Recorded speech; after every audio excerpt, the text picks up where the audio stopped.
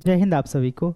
और आज हम लोग मैथमेटिक्स में चैप्टर 3.3 देखेंगे और इसमें हम लोग देखेंगे कि किस तरह से रैखिक समीकरणों को प्रतिस्थापन विधि द्वारा हम हल करते हैं। ठीक है, तो चलिए देखते हैं। चैप्टर है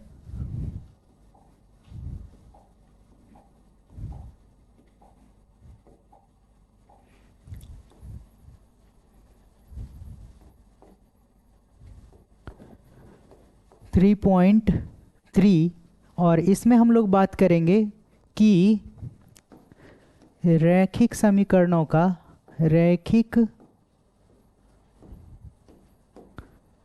समीकरणों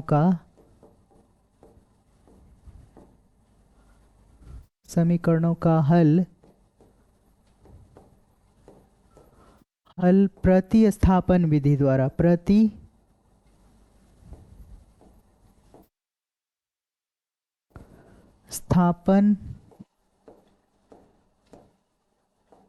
विधि द्वारा। ठीक है, तो चलिए सबसे पहला जो प्रश्न है, सबसे पहला जो प्रश्न है वो है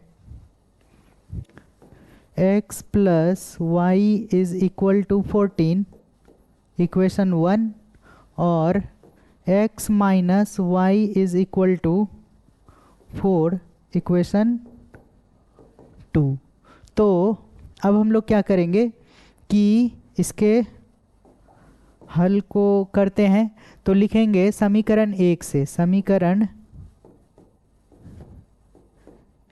से क्या देखते हैं हम कि x plus y is equal to हमारे पास दिया हुआ है 14। ये इक्वेशन 1 है और हम लिखेंगे y इज इक्वल टू 14 और x को अगर उस तरफ हम भेजना चाह रहे हैं तो x इस तरफ प्लस में है, उस तरफ जाने के बाद क्या बन जाएगा, माइनस में x बन जाएगा, माइनस में x। ठीक है, इसको हम लोग जो है इक्वेशन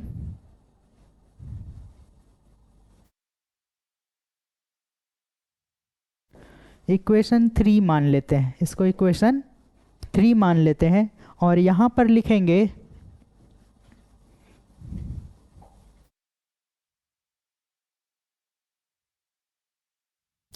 लिखेंगे कि समीकरण 2 में समीकरण 3 का मान प्रतिस्थापित करने पर प्रतिस्थापित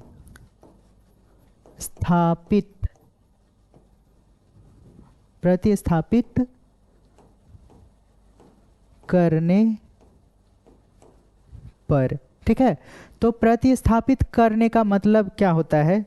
ये जो प्रतिस्थापित करने का मतलब होता है कि हम लोगों ने क्या किया कि समीकरण 1 से एक वैल्यू निकाला, किसके पद में, y के पद में, और इस y के पद को क्या करेंगे तो हम लोग समीकरण 2 में, क्योंकि 1 से हम लोग निकाल रहे हैं तो किस में रखेंगे, समीकरण 2 में रखेंगे। तो इसी विधि को क्या कहते हैं, रखने को ही प्रतिस्थापन विधि कहते हैं। तो अब जो है हमारे पास क्या है, समीकरण 2 x minus y is equal to 4 है और y का वैल्यू क्या दिया हुआ है, x माइनस y का वैल्यू है 14 minus x is equal to 4। ठीक है ना। और अब हम लोग इसका कैलकुलेशन करेंगे तो ये क्या देगा, x माइनस 14 और माइनस इंटू माइनस क्या हो जाएगा, plus x is equal to 4 और ये हो जाएगा x क्या हो जाएगा, x प्लस x क्या हो जाएगा, 2x minus 14 is equal to 4। यानी अब हम कह सकते हैं कि 2x इज इक्वल टू 4 और ये माइनस 14 उधर जाएगा तो प्लस में 14 हो जाएगा। तो ये दे देगा हम लोगों को वैल्यू x का कितना, 14 प्लस 4 हो गया 18 और यहाँ से 2 9 जा 18 यानी x का वैल्यू कितना हो गया 9, x का वैल्यू 9 हो गया। तो अब हम कहेंगे ये हो गया हमारे लिए x का वैल्यू। और अब यहाँ पर क्या करेंगे कि एक स्टेटमेंट फिर से लिखेंगे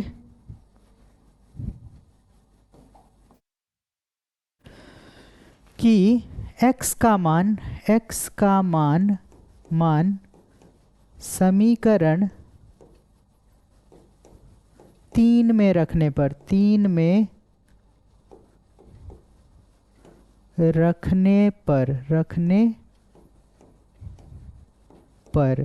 क्या मिल जाएगा। जैसे ही हम x का वैल्यू इस जगह पर रखते हैं 9, तो 14 माइनस 9 5 आ जाएगा, ठीक है ना। और वो y का वैल्यू डायरेक्ट आ जाएगा।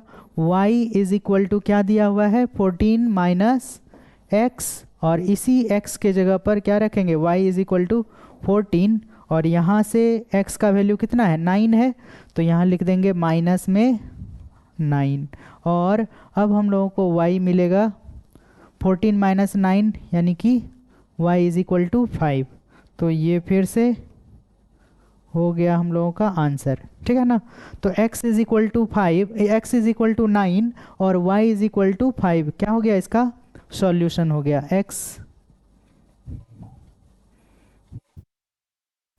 x इज इक्वल टू कितना है 9 और y इज इक्वल टू 5, प्रतिस्थापन विधि से ये हो गया हमारा उत्तर, ठीक है ना।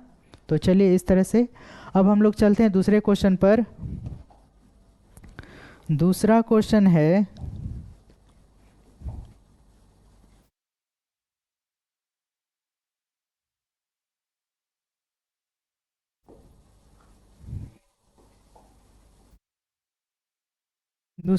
है कि s minus t is equal to 3 है, तो इसको इक्वेशन 1 मान लेते हैं, ठीक है ना। और दूसरा जो समीकरण है वो इस तरह से दिया हुआ है s minus 3 plus t by 2 is equal to 6। तो इसको अभी हम लोग इक्वेशन नहीं मानते हैं, इसको थोड़ा सॉल्व कर लेते हैं। तो ये 3 और 2 का एलसीएम ले लेंगे। क्या ले लेंगे एलसीएम, तो कितना हो जाएगा 6, और इस 3 से अब इसको डिवाइड करेंगे तो 3 2 जा 6, यानी कि उसी 2 से s में मल्टीप्लाई हो जाएगा 2 इंटू एस प्लस 2 से 6 को करेंगे तो 2 3 जा 6, यानी कि इसमें मल्टीप्लाई हो जाएगा 3, इसमें मल्टीप्लाई हो जाएगा 3 into t is equal to यहाँ पर है कितना 6। अब हम क्या करते हैं कि यहाँ कुछ नहीं है तो 1 है, तो ठीक है ना 1 तो है ही। अब क्या कर सकते हैं, तो 2s plus 3t is equal to 6 into 6 कितना हो गया 30। क्रॉस मल्टीप्लिकेशन ये इससे होगा और ये इससे होगा, तो ये क्या हो गया क्रॉस मल्टीप्लिकेशन होकर 36 हो गया। तो ये हमारे लिए इक्वेशन 2 हो गया। अब हम क्या करेंगे कि लिखेंगे समीकरण 1 से। क्या लिखेंगे,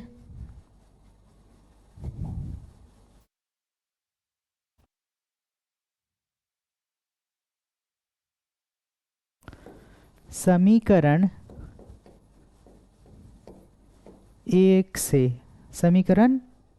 से क्या देख रहे हैं कि s minus t is equal to दिया हुआ है 3, तो s इज इक्वल टू हम क्या लिख सकते हैं 3, और ये जो है माइनस टी उस तरफ जा रहा है तो प्लस टी हो जाएगा, यानी कि ये हमारे लिए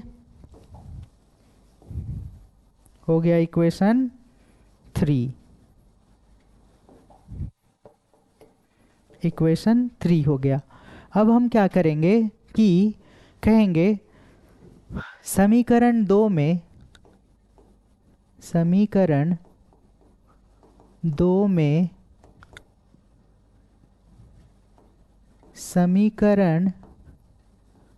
3 का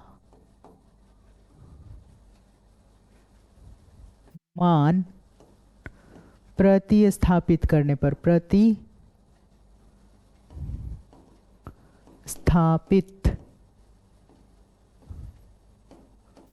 करने पर। तो समीकरण 2 हमारे लिए क्या दिया हुआ है, 2s plus 3t is equal to 36। ये हमारे लिए समीकरण 2 है। ठीक है, और अब हम लोग क्या करते हैं कि 2 मल्टीप्लाई s का वैल्यू कितना है 3 प्लस टी ना, 3 plus t plus 3t is equal to कितना हो गया 36।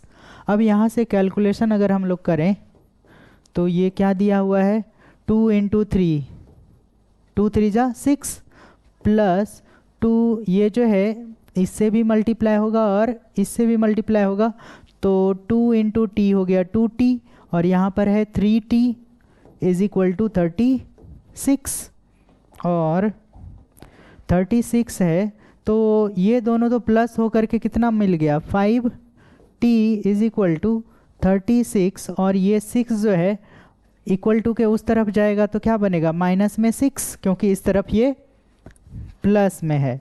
तो ये क्या बन रहा है 5t is equal to 36 minus 6 30, और अब हम लोग क्या करेंगे तो 5 6 जा 30, यानी t का वैल्यू कितना मिल रहा है 6। तो ये हो गया हमारे लिए t का वैल्यू, और अब यहाँ से लिखेंगे कि t का मान समीकरण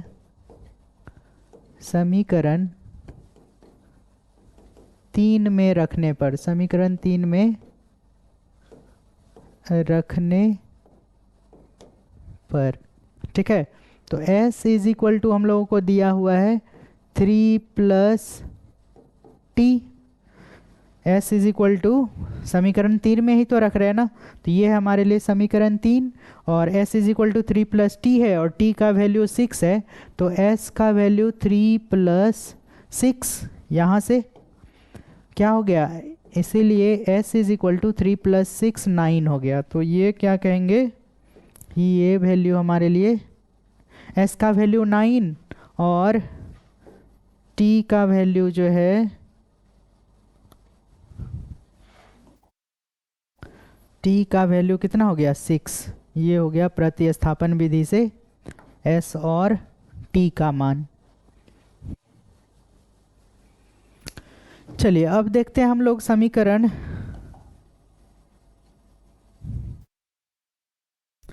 3 में चलते हैं। 3 नंबर क्या कह रहा है कि 3x plus 3 is equal to है 3x माइनस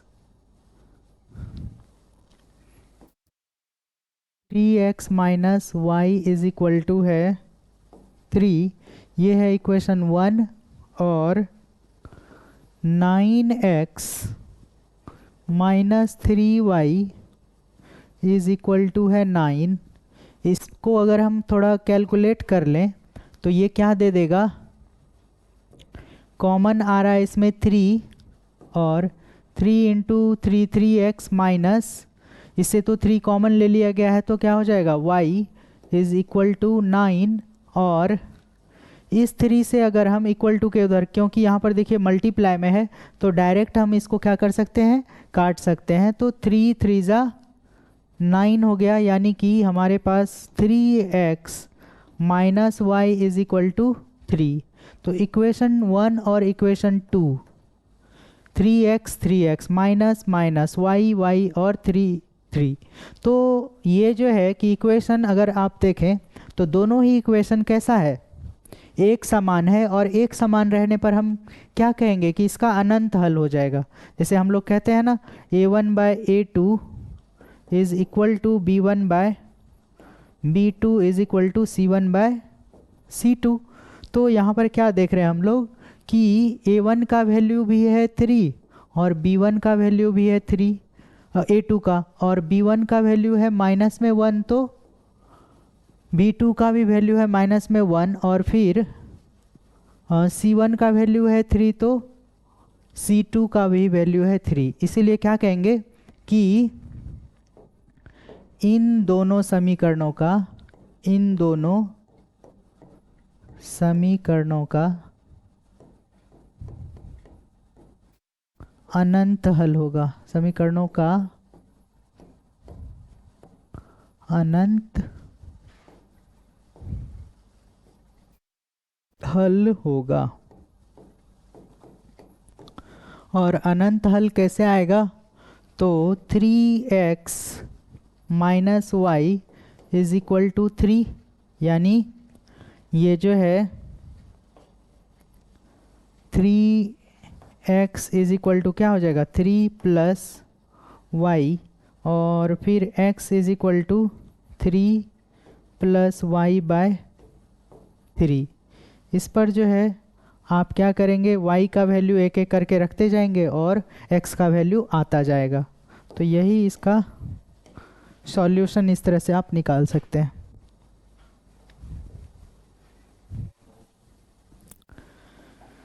अगले प्रश्न पर चलते हैं। तो अगला प्रश्न है, इक्वेशन 4 है कि 0.2x plus 0.3y is equal to 1.3 है। 0.2x plus 0.3y is equal to 1.3। तो सभी का अगर हम क्या करें, पॉइंट उड़ा दें, तो यहाँ हो जाएगा 10, यहाँ हो जाएगा 10 और यहाँ हो जाएगा 10। ठीक है। और इस 1/10 को अगर हम कॉमन ले लें, 1/10, तो ये हो जाएगा 2x plus 3y is equal to 3/10। और नीचे नीचे दोनों कैंसिल हो जाएगा, 10 1 जा 10। ठीक है ना। तो क्या बचेगा, 2x plus 3y is equal to, ये 13 है ऊपर में, ये जो है 13, तो इज इक्वल टू 13। तो ये हो गया हमारे लिए इक्वेशन 1। ठीक है ना। और फिर दूसरे इक्वेशन को करते हैं। तो क्या दिया हुआ है, 0.4x plus 0.5y is equal to 2.3। और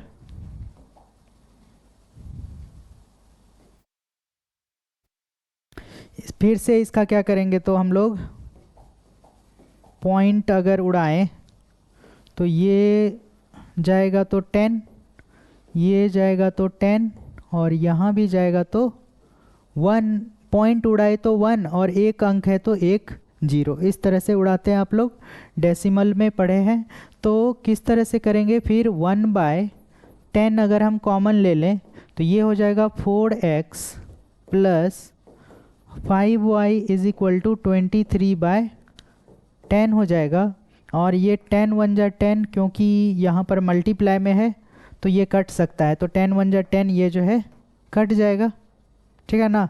तो ये हमारे लिए इक्वेशन 2 दे देगा, 4x plus 5y is equal to 23। ये हो गया इक्वेशन 2। अब हम लोग क्या करेंगे, ठीक है, कि लिखेंगे समीकरण 1 से, समीकरण 1 से क्या हो जाएगा, तो 2x plus 3y is equal to 13। 2x plus 3y is equal to 13। तो यहाँ पर हमारे पास क्या मिल रहा है, 3y इज इक्वल टू 13, और ये 2x जो है इस तरफ आएगा तो क्या बनेगा, माइनस में 2x, और फिर y इज इक्वल टू क्या बन जाएगा, 13 माइनस 2x डिवाइडेड बाय 3। तो इसको हम लोग जो है इक्वेशन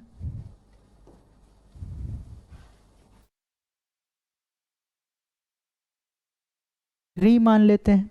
और इक्वेशन 3 जिस तरह से मान लिए। तो अब हम लोग क्या करेंगे कि y का वैल्यू जो है इक्वेशन 2 में प्रतिस्थापित कर देंगे। तो लिखेंगे समीकरण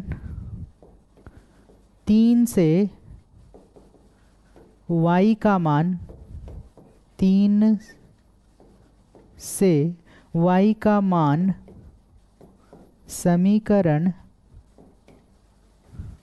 2 में प्रतिस्थापित करने पर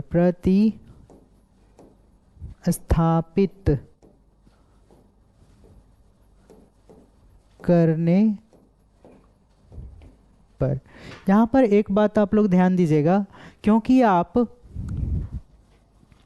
समीकरण 1 से क्या कर रहे हैं, समीकरण 1 से ना, ये समीकरण 1 है, समीकरण 1 से ही आप समीकरण 3 बना रहे हैं। और आप फिर से ये नहीं कह सकते हैं कि समीकरण 3 का मान हम 1 में ही रखेंगे, ठीक है ना। क्या करना होगा कि आप क्या कर रहे हैं कि समीकरण 1 से समीकरण 3 बना रहे हैं, और यहाँ पर जो समीकरण 2 है इसमें रखेंगे। किस में रखेंगे? तो इसमें। ये नहीं कहेंगे कि हम जो है समीकरण 3 का मान 1 में ही क्यों नहीं रख रहे हैं, ठीक है ना। क्यों नहीं रख रहे हैं? क्योंकि ये जो है समीकरण 1 से ही समीकरण 3 निकल रहा है, ठीक है ना। तो अब हम लोग क्या कर रहे हैं कि समीकरण 3 से y का मान समीकरण 2 में प्रतिस्थापित कर रहे हैं। तो लिखेंगे 4x plus 5y is equal to है 23। ये समीकरण 2 है, और इसी में हम लोग क्या करेंगे, y का मान रखेंगे। तो क्या मिलेगा? 4x प्लस 5 मल्टीप्लाई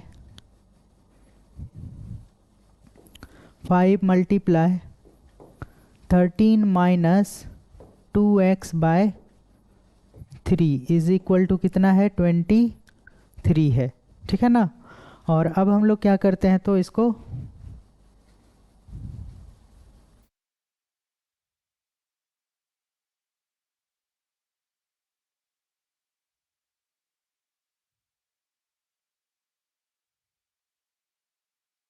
मिनिमाइज करने के बाद चलिए यहाँ से देखते हैं कि ये मिल रहा है हम लोगों को 4x प्लस ये जो 5 है ये इससे भी मल्टीप्लाई होगा और इससे भी मल्टीप्लाई होगा। तो क्या है वहाँ पर? 5 × 13, ठीक है ना। तो 13 5 जा 65, ये क्या बनेगा?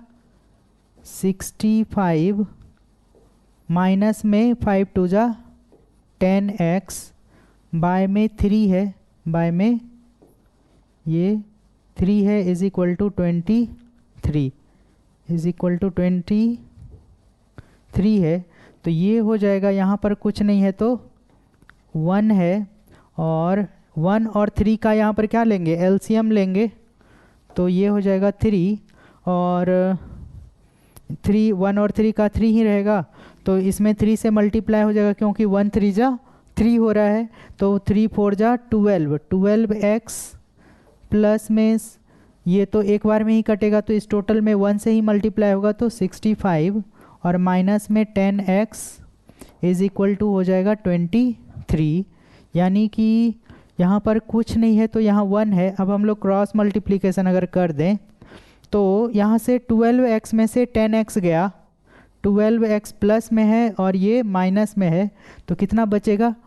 2x प्लस में 65 इज इक्वल टू क्या हो जाएगा? 23। क्रॉस मल्टीप्लिकेशन करेंगे तो 23 × 3 यानी 3 3 जा 9 और 3 2 जा 6, 69 हो गया, ठीक है ना। तो यहाँ पर 2x इज इक्वल टू क्या आ रहा है? 69, और ये जो 65 है बराबर के उस तरफ जाएगा तो प्लस में है, इस तरफ उस तरफ जाने से माइनस में बन जाएगा। तो क्या बनेगा? माइनस में 65, यानी कि ये मिलेगा 2x इज इक्वल टू 69 में से 65 गया तो 4, ठीक है ना। और यहाँ से काट देंगे 2 1 जा 2 2 2 जा 4, यानी x का वैल्यू कितना आ गया 2। तो ये हो गया x का वैल्यू। और अब क्या करेंगे, x का मान समीकरण 3 में प्रतिस्थापित कर रख देंगे। तो यहाँ लिखेंगे x का मान समीकरण 3 में रखने पर यही रखना तो प्रतिस्थापन है ना। तो y का वैल्यू क्या 3 में लिखा हुआ है 13 माइनस 2x बाय में 3। तो यहाँ हो जाएगा 13 माइनस 2 इंटू एक्स का वैल्यू है 2, तो कितना हो जाएगा बाय में है 3, तो ये हो जाएगा 13 माइनस 4 बाय 3, ठीक है ना। और इसको अगर और थोड़ा मिनिमाइज करें हम,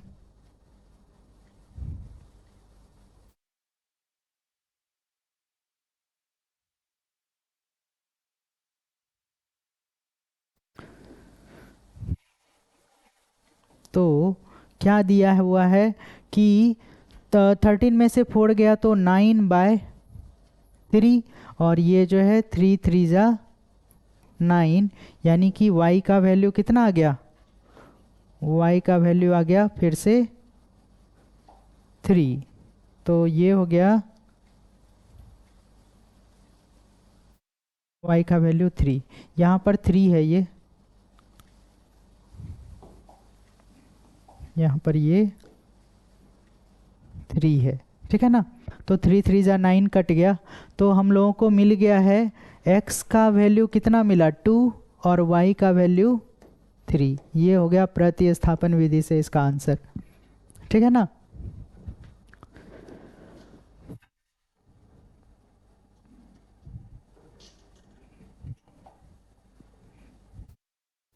अब हमारे पास है क्वेश्चन नंबर 4 हो गया है, 5 है।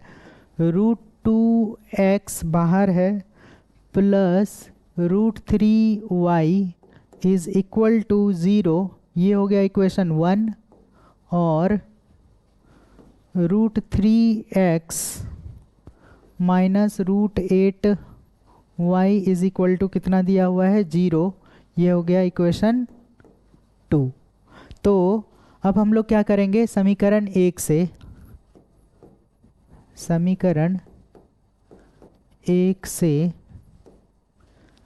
√2x plus √3y is equal to 0 है, और लिखेंगे कि √2x इज इक्वल टू, जब ये √3y उस तरफ जाएगा तो क्या बन जाएगा, माइनस में √3y बन जाएगा, ठीक है ना। और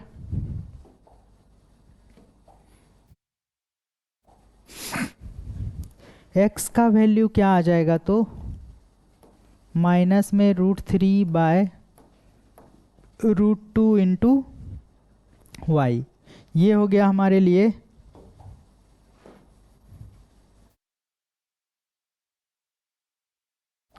इक्वेशन 3 हो गया।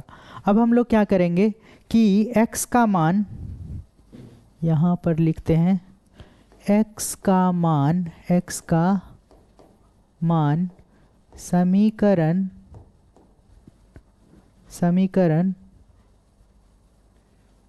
किसमें 2 में रखने पर, 2 में प्रतिस्थापित करने पर, प्रतिस्थापित करने पर, ठीक है।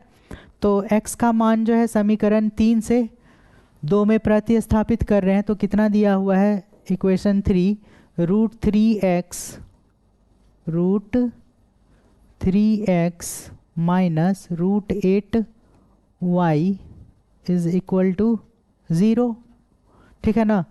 तो यहाँ पर क्या है, x का वैल्यू है ना, तो √3 मल्टीप्लाई माइनस में √3 by √2 y minus √8y is equal to 0।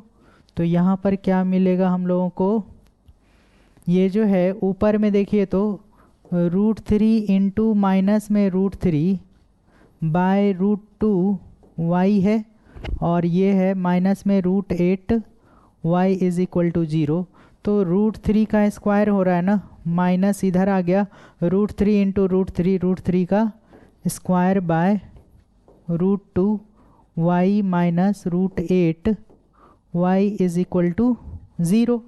तो यहाँ से क्या हो जाएगा कि ये जो है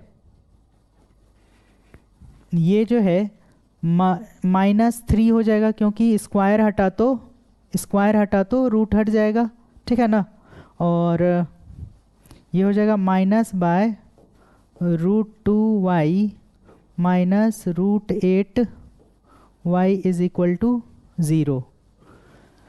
और आगे बढ़ें तो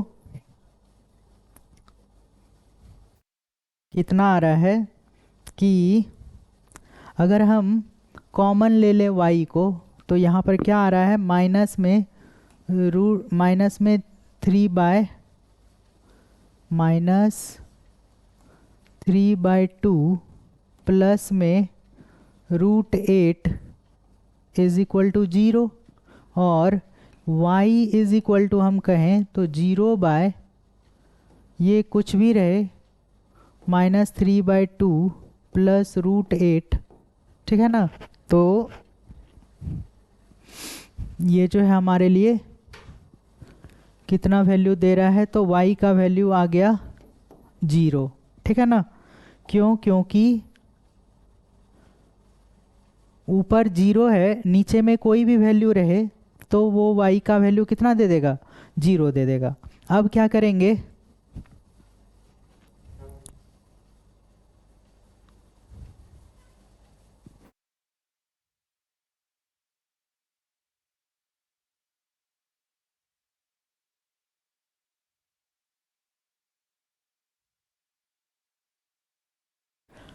अब क्या करेंगे कि y का मान समीकरण 3 में रखने पर, समीकरण 3 में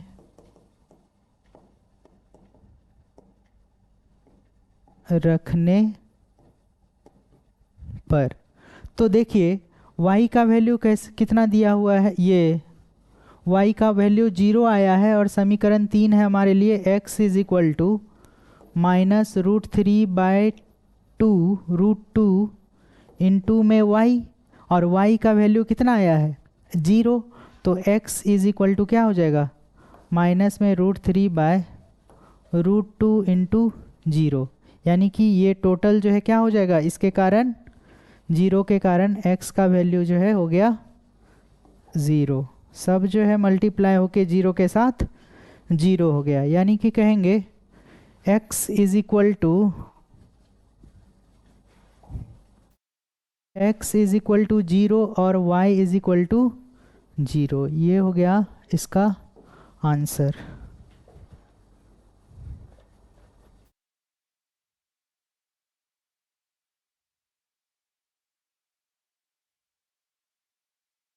पाँच नंबर का 0 0 ही आंसर है। तो ये हो गया। उसके बाद है 6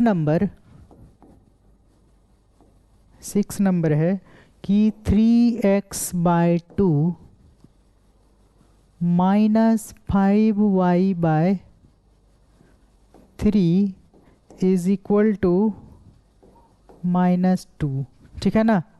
तो यहाँ पर हो गया 2 और 3 का क्या करेंगे, एलसीएम ले लेंगे, और एलसीएम लेने से 2 और 3 का क्या हो जाएगा, 6 आ जाएगा। 2 3 जा 6, यानी कि 3 3 जा 9x माइनस 3 2 जा 6, तो 5 2 जा 10y इज इक्वल टू हो गया माइनस में 2। तो ये क्या हो जाएगा, 9x minus 10y is equal to, ये क्रॉस मल्टीप्लिकेशन हो जाएगा ना, यहाँ कुछ नहीं है तो 1 है और 6 2 जा 12, तो ये -12, ये इक्वेशन 1 हो गया। और फिर हमारे पास दिया हुआ है कि x/3 plus y/2 is equal to 13/6, 13/6 दिया हुआ है। फिर से इसको कैलकुलेट कर लें थोड़ा, तब इक्वेशन मानेंगे। तो ये हो गया 3 2 जा 6, ठीक है, और 3 2 जा 6, इसके कारण 2 में x में 2 से मल्टीप्लाई हो जाएगा और 2 3 जा 6, इसके कारण 3 जो है y से मल्टीप्लाई हो जाएगा। तो ये हो जाएगा 13/6, और ऊपर ऊपर नीचे नीचे हम लोग जानते हैं कि कटा सकते हैं, तो 6 1 जा 6, ये दोनों कट गया। तो क्या आंसर आ रहा है, 2x plus 3y is equal to 13। ये हो गया इक्वेशन 2। अब जब हम लोगों के पास समीकरण 1 और 2 मिल गया है, तब हम लोग क्या कर सकते हैं कि अब कैलकुलेशन करेंगे समीकरण 1 से। समीकरण 1 से क्या है, 9x minus 10y is equal to -12 है। ये है हमारे लिए इक्वेशन 1। और इसी इक्वेशन 1 से किसी एक के पद में निकाल लेते हैं, जैसे 9x इज इक्वल टू, इस माइनस को उस तरफ भेज देते हैं, तो क्या हो जाएगा -12 और प्लस में 10y, यानी कि x इज इक्वल टू क्या लिखेंगे, ऐसे जो है ये बाय में ही होगा, तो ये प्लस में है ना, तो पहले 10y लिख लेते हैं और इस तरफ -12 लिख देते हैं, दोनों सेम टू सेम है। और ये 9 जो है यहाँ पर आकर के डिवीज़न में आ जाएगा। तो ये हमारे लिए हो गया इक्वेशन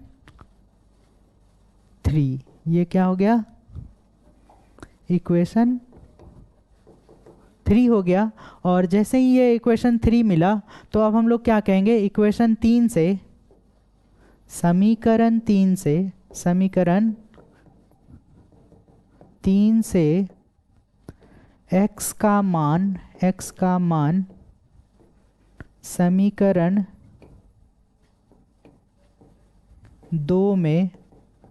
2 में प्रतिस्थापित करने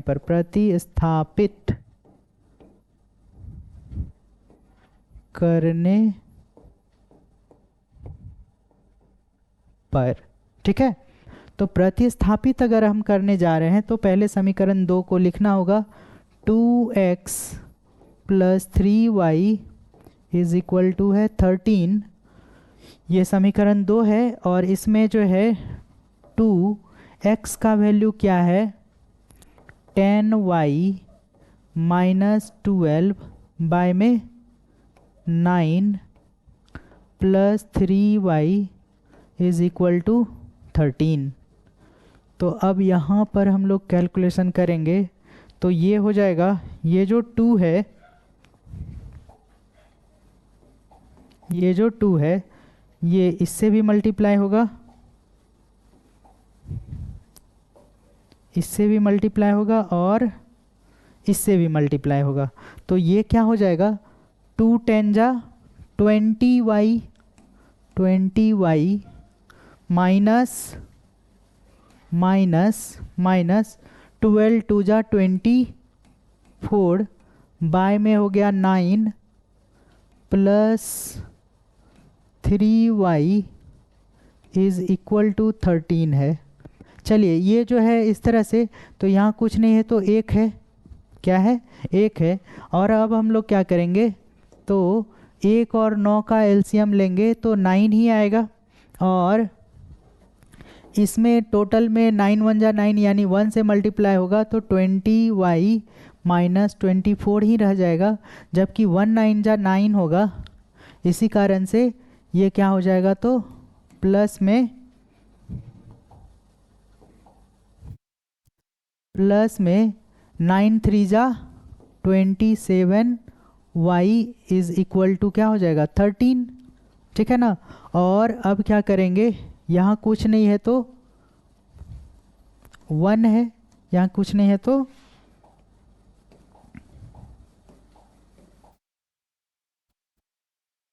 1 है, तो ये क्या हो गया 24y माइनस ये 20y माइनस 27y 47 हो गया ना।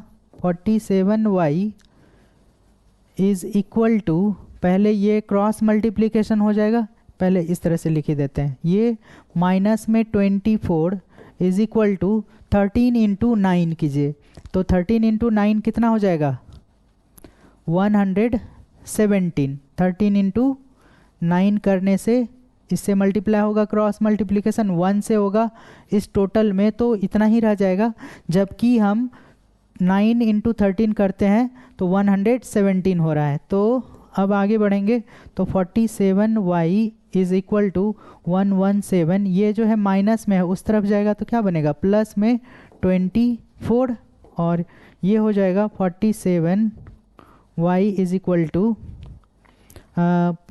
ये जो है 7 + 4 11 का 1 कैरी 1 3, और ये हो गया 4 और 1 141 आ रहा है, यानी y का वैल्यू कितना आ जाएगा 141 बाय में 47, और 7 3 जा 21 और 3 4 जा 12 + 2 14, यानी कि इसका वैल्यू 3 टाइम्स में कट जा रहा है। ठीक है ना, तो y का वैल्यू कितना आ गया y इज इक्वल टू 3 आ गया है। ठीक है ना, तो यहाँ से अब इसको थोड़ा सा मिनिमाइज कर देते हैं। चलिए,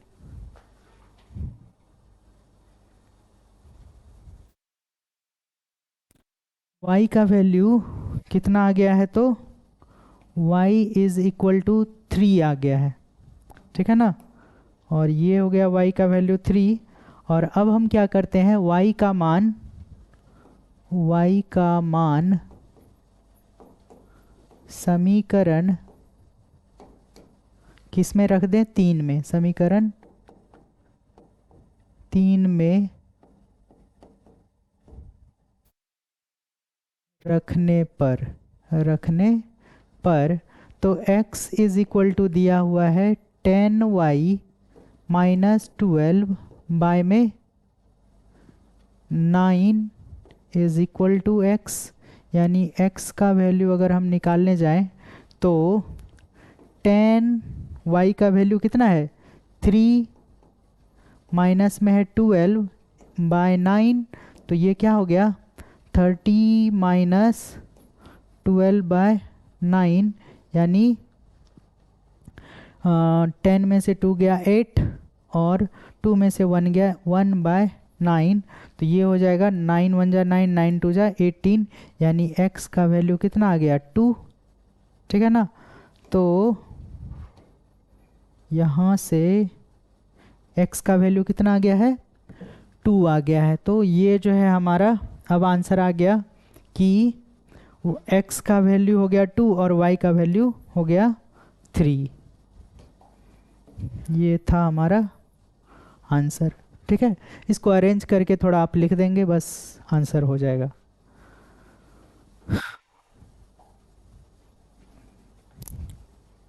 अब क्या कह रहा है, क्वेश्चन 2 है कि क्वेश्चन कह रहा है कि 2x + 3y is equal to 11। 2x + 3y is equal to 11 है।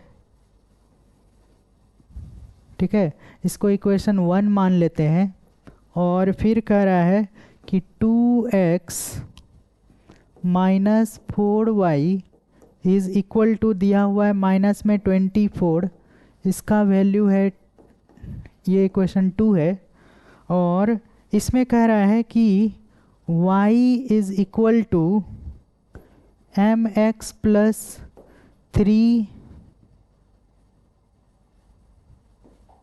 mx + 3 में किसका मान m का मान निकाले, m का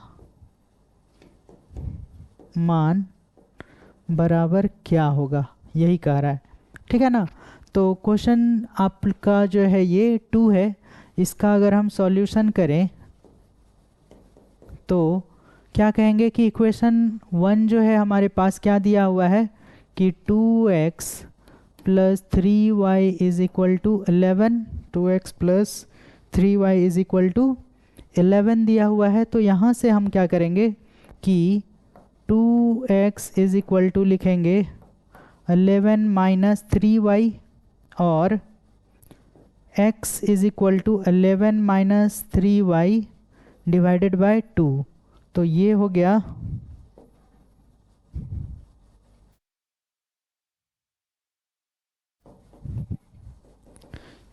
इक्वेशन 3। और अब हम क्या करेंगे कि इक्वेशन समीकरण 2 में x का मान प्रतिस्थापित करने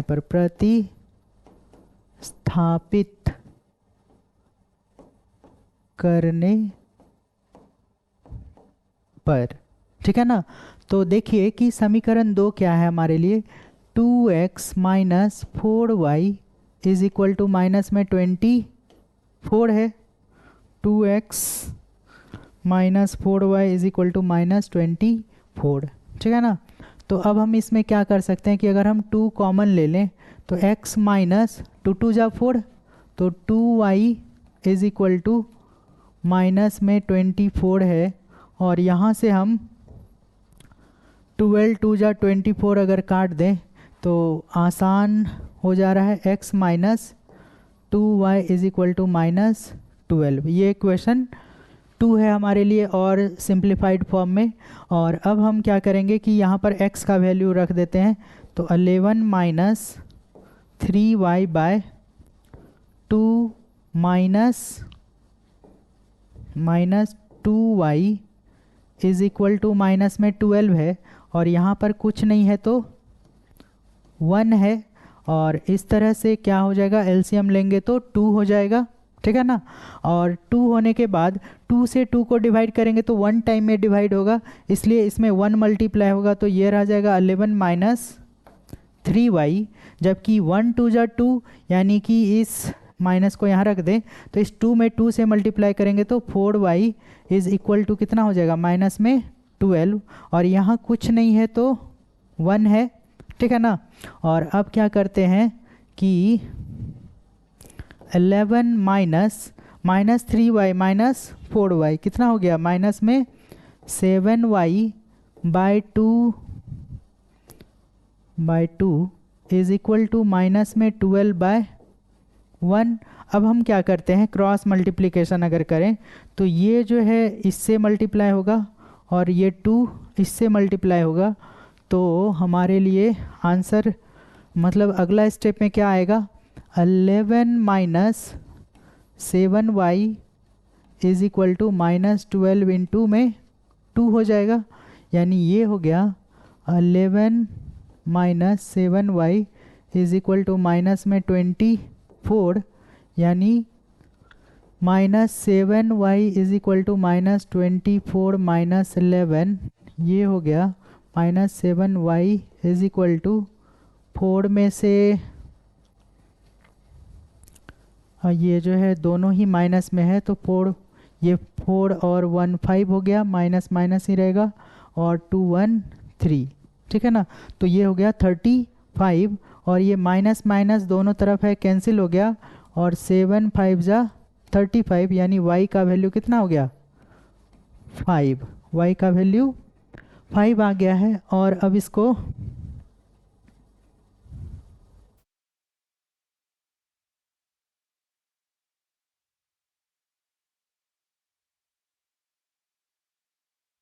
चलिए अब इसके आगे बढ़ते हैं। तो क्या करेंगे, y का मान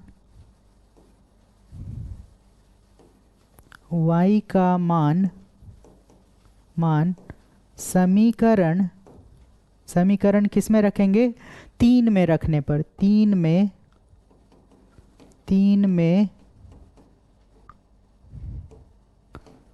रखने पर, समीकरण 3 में रखने पर x बराबर है 11 माइनस 3y बाय में 2 है, तो ये हो गया 11 माइनस 3 इंटू 5 बाय में 2, यानी यहाँ से देखिए तो x का वैल्यू क्या आ रहा है, 11 माइनस 3 5 जा 15 बाय में 2 है, तो x is equal to minus 4 by 2, यानी 2 2 जा 4, यानी x का वैल्यू हो गया माइनस में 2 और y का वैल्यू कितना था, y का वैल्यू 5 था, y का वैल्यू 5 था। तो इस तरह से प्रतिस्थापन विधि से ये आंसर अभी नहीं, ये जो है आंसर इसको नहीं कहेंगे, क्योंकि वहाँ पर कुछ कहा है। जब आप यहाँ देखिए, जब कहा कि जब आप x और y का वैल्यू निकाल लेते हैं तो यहाँ पर आपको m का भी वैल्यू चाहिए, ठीक है ना। तो m का वैल्यू क्या करेंगे, पहले देख लें कि क्या ये x का वैल्यू -2 और y का वैल्यू 5 है। तो अब बस क्या करेंगे, उसमें रख देंगे y इज़ इक्वल टू क्या बोला था, mx प्लस में 3, तो y का वैल्यू है 5 is equal to m multiply -2 is equal to 3, ये माइनस ये प्लस में 3 है, ठीक है ना। तो इस तरफ जो है क्या हो गया, -2m इज़ इक्वल टू 5, और ये जो 3 इस तरफ आएगा इक्वल टू के इस साइड, तो क्या बनेगा माइनस में 3, क्योंकि इस तरफ में ये प्लस में है, इस तरफ में प्लस में है। तो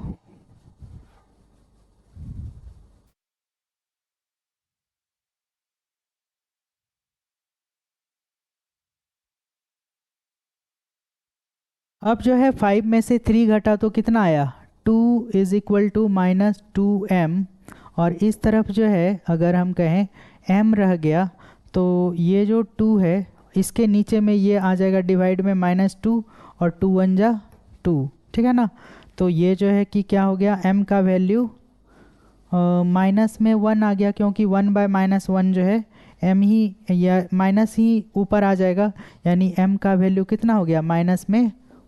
तो इतना जो है आप लोगों को करना होगा इसके आंसर के लिए, ठीक है।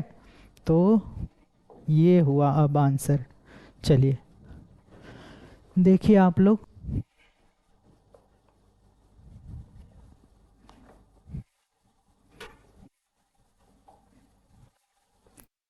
फिर आ जाते हैं क्वेश्चन 3 पर।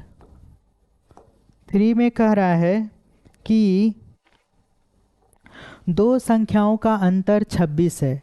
तो सबसे पहले हम लोग मान लेते हैं, माना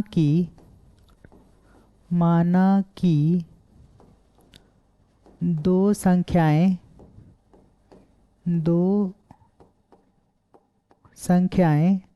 x तथा y हैं, जहाँ x is greater than y, यानी x y से बड़ा है, जहाँ x y से बड़ा है। तो अब क्या कह रहा है कि दो संख्याओं का अंतर 26 है, तो जो बड़ा है वो आगे रहेगा। प्रश्न से कह रहा है, प्रश्न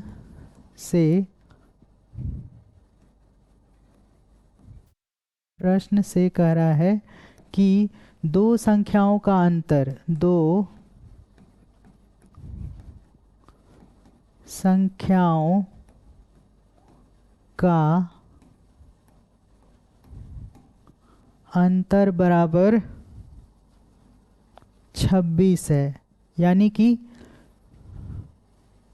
26 है। तो x बड़ा है तो x को इधर रखेंगे, माइनस y, x और y का अंतर हो गया इज इक्वल टू 26, ये हो गया इक्वेशन 1, ठीक है। और फिर कह रहा है कि एक संख्या दूसरी संख्या की तिगुनी है। तो पुनः प्रश्न से क्या कहा, पुनः प्रश्न से कह रहा है कि एक संख्या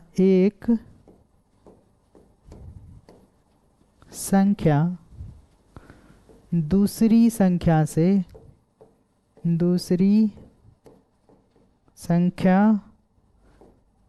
की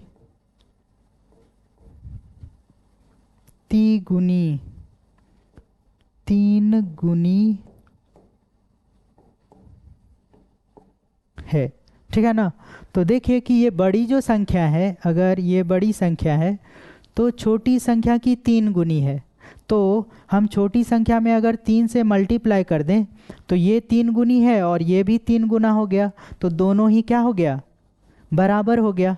यानी कि इससे हम क्या कर सकते हैं, x minus 3y is equal to 0, ये हमारे लिए इक्वेशन 2 हो गया। क्योंकि ये जब इस तरफ आएगा तो यहाँ प्लस में है, इस तरफ आने से क्या बनेगा, माइनस में 3y। ध्यान से देखिए कि क्या कह रहे हैं, एक संख्या दूसरी संख्या की तिगुनी है। ठीक है ना। तो जो बड़ा है वही तो दूसरे छोटे का 3 गुना होगा। मान लीजिए कि अगर y कितना होगा, 3 होगा, तो ये 3 3 जा x का वैल्यू कितना हो जाएगा, 9 हो जाएगा। इस तरह का कुछ बात कह रहा है। तो अगर ये सेल्फ में 9 है, अगर ये खुद 9 है, तो ये अगर 3 है तो ये 3 एक्स्ट्रा जो बोला 3 गुना, वो 3 अगर हम इसमें मल्टीप्लाई कर दें तो क्या हो जाएगा, ये भी 3 3 जा 9 और ये 9 तो है ही। इस तरह से दोनों बराबर हो गया। अब यही तो हमारा काम है कि दोनों को बराबर करेंगे तभी हमें क्या प्राप्त होगा, तो इक्वेशन मिलेगा। ठीक है ना।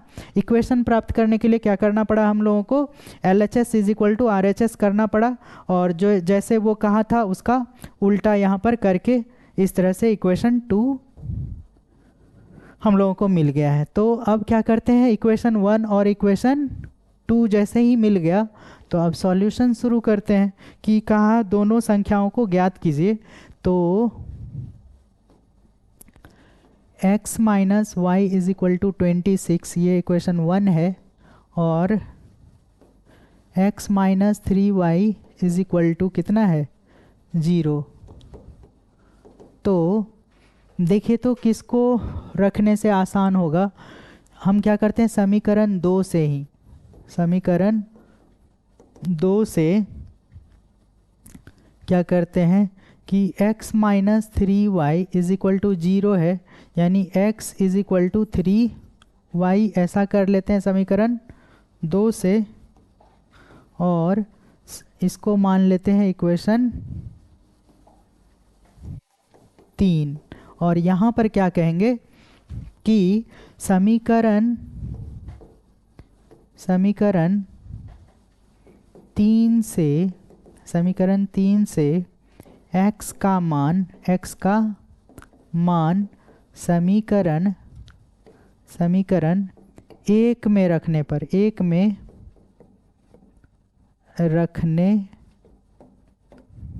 पर अब ध्यान दीजिए कि अभी हम लोगों ने क्या किया कि समीकरण 2 से x को क्या किया, y के पद में निकाल लिया है। तो क्योंकि इससे निकला है तो अब किस में पुट करेंगे इसके मान को, 1 में, क्योंकि समीकरण 2 से ये निकला है। ठीक है ना। तो जिससे निकालेंगे, जिस समीकरण से, उसके दूसरे वाले में उसके वैल्यू को क्या करेंगे, पुट करेंगे। ठीक है ना। तो चलिए क्या है, x minus 3y is equal to 26 है, और x का वैल्यू 3y है, ये 3y नहीं है, केवल y है, x माइनस y, क्योंकि ये इक्वेशन 1 में रखने वाले हैं ना।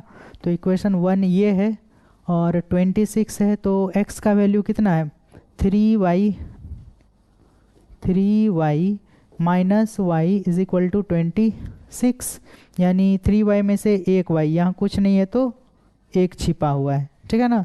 तो 3y में से 1y गया तो 2y बराबर 26, और यहाँ से देखिए 13 दूना 26, यानी y का मान कितना आ गया, 13, y का वैल्यू 13 हो गया। ठीक है ना। अब जो है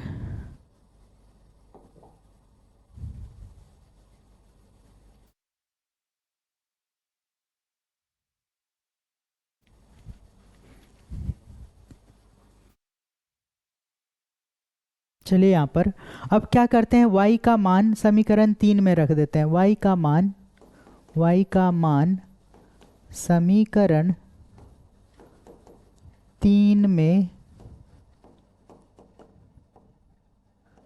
रखने पर, ठीक है, x is equal to 3y, तो x का वैल्यू हो जाएगा 3 इंटू 13, यानी x का वैल्यू 13 3 जा 39। तो ये हो गया हमारे लिए x और y दोनों का ही मान मिल गया। x का वैल्यू 39 और y का वैल्यू 13, ठीक है ना। तो ये जो है दोनों ही हमारे पास, बड़ा वाला कितना है 39 है और छोटा वाला 13 है। अब देखिए यहाँ पर जो समझाए थे कि अगर ये 39 है तो 3 में 13 से मल्टीप्लाई करने पर ये भी 39 ही हो जा रहा है। तो हम जो माने थे वो हमारा क्या है, सही निकला है, ठीक है ना। तो अब चलते हैं आगे।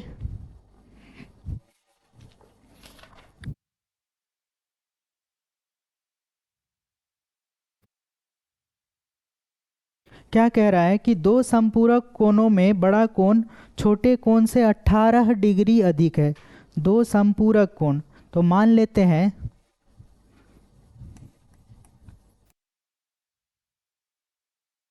माना कि दो संपूरक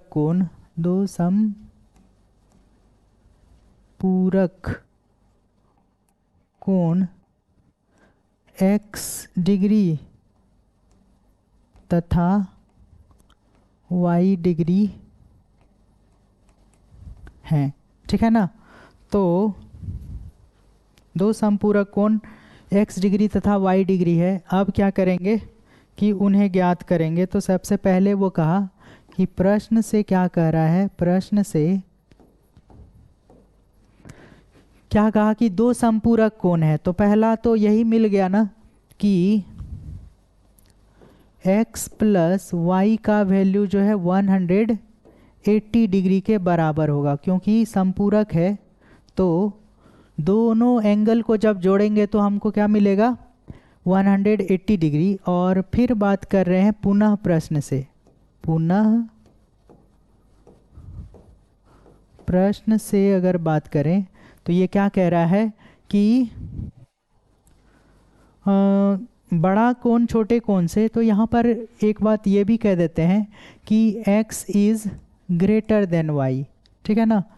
x जो है y से बड़ा है। तो यहाँ पर जैसे ही हम लोगों ने x को y से बड़ा माना तो क्या करेंगे कि x जो है क्या हो जाएगा, x y से 18 डिग्री बड़ा है। तो y में अगर हम वही 18 डिग्री अगर जोड़ दें तो दोनों बराबर हो गया ना, दोनों बराबर हो गया। इसका मतलब ये हो गया कि x माइनस, इसको इधर ला रहे हैं तो यहाँ पर प्लस है ना, ये इधर आया तो minus y is equal to 18 degree. यानी ये हो गया हमारे पास समीकरण 1 और 2 दोनों मिल गया है, ठीक है ना। तो अब हम दोनों समीकरण को हल करें तो क्या हो जाएगा, लिखेंगे समीकरण 1 से, समीकरण 1 से क्या है, x plus y is equal to 180 degree, ठीक है। और x is equal to 180 degree minus में y को उस तरफ भेज देते हैं तो y ये हो गया। यानी x के टर्म में y किस तरह से बन रहा है, तो 180 माइनस y। और अब हम क्या करेंगे, तो y का मान, ये x का मान समीकरण इसको जो है इक्वेशन मान लेते हैं।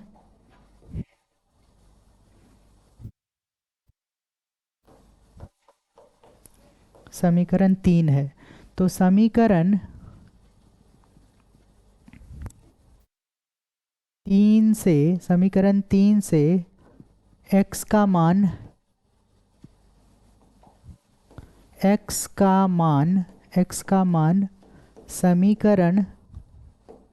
समीकरण किस में, 2 में रखने पर, समीकरण 2 में रखने ना बोल के क्या बोलेंगे, प्रतिस्थापित करने पर।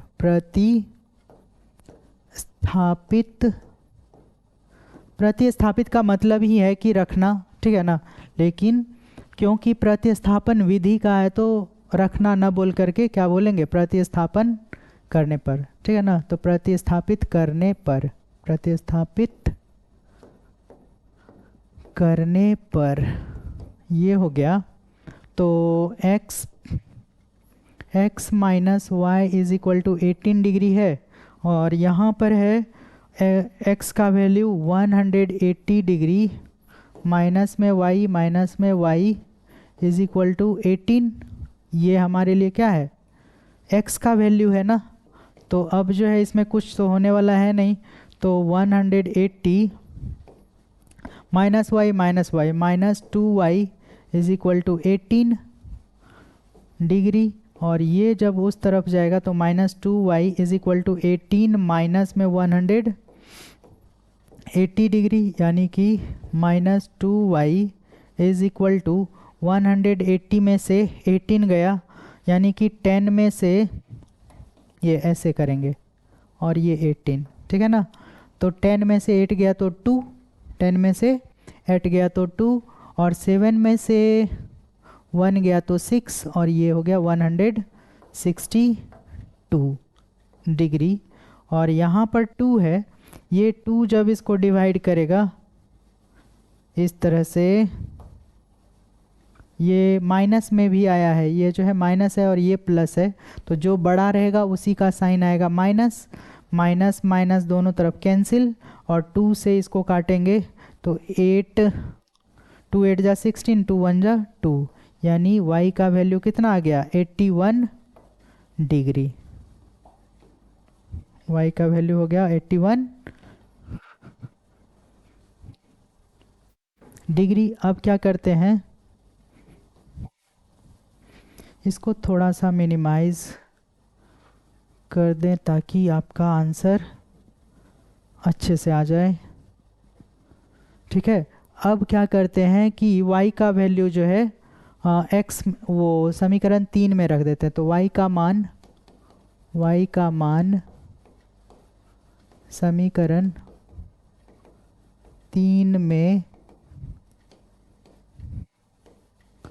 रखने पर, ठीक है।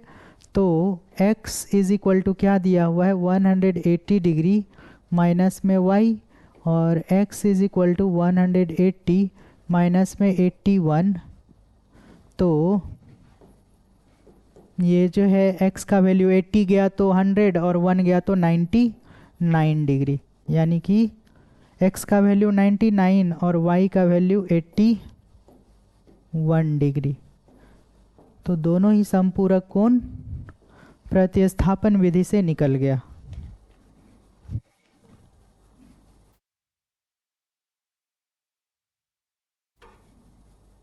इतना है आंसर, ठीक है ना। तो चलिए अब आगे देखते हैं। आप लोग एक बार इसको अच्छे से देख लीजिए।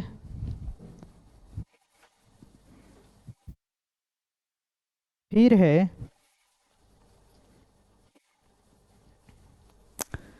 3 नंबर कि एक क्रिकेट टीम के कोच ने 7 बल्ले और 6 गेंद 3800 रुपये में खरीदी, ठीक है ना। तो मान लेते हैं, माना कि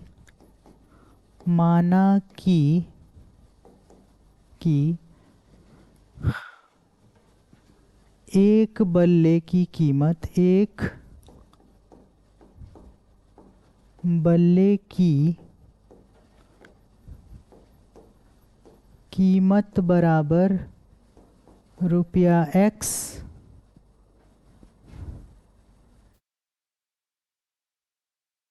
तथा एक गेंद की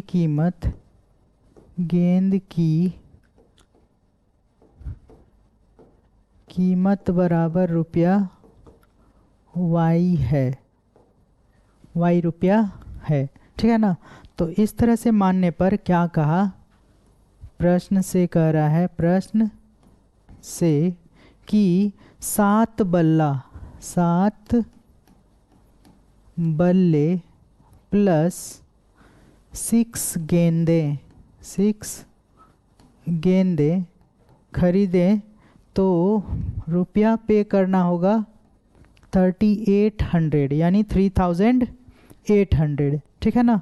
तो अब हम क्या करेंगे, क्योंकि एक बल्ले की कीमत हम लोग x माने हैं तो 7 बल्ले की कीमत क्या हो जाएगा 7 इंटू एक्स, प्लस में 6 गेंदों की कीमत, एक गेंद की कीमत y है तो 6 गेंद की कीमत 6 into y is equal to 3800, यानी ये हो गया 7x plus 6y is equal to 3800। ये हो गया इक्वेशन 1, ठीक है ना।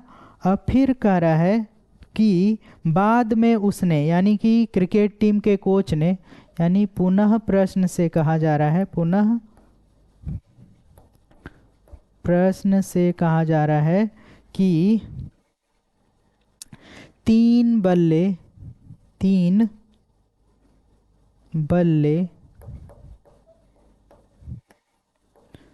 प्लस में कह रहा है 5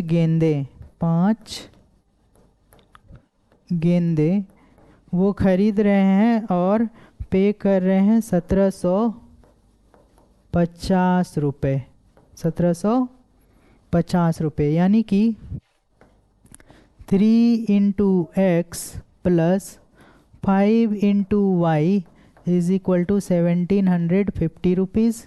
ये हो गया हमारे लिए 3x plus 5y is equal to 1750, equation 2।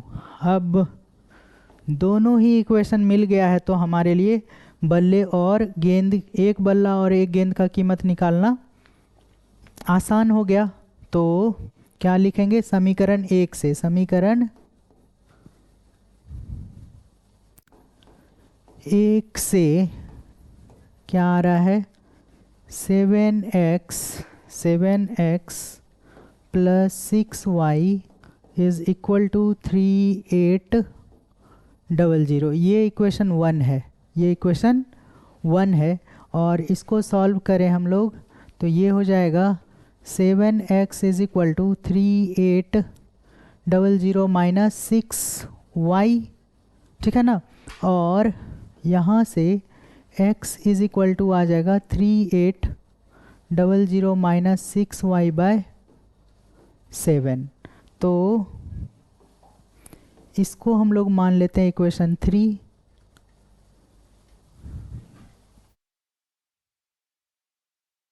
Equation 3, और क्योंकि ये 1 से निकला है इक्वेशन 3 तो इक्वेशन 2 में इसको सब्स्टिट्यूट करेंगे, यानी कि लिखेंगे समीकरण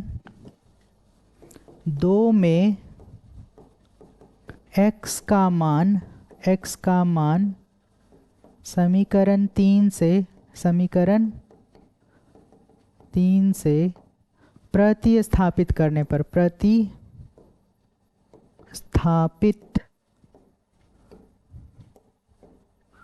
करने पर, ठीक है ना।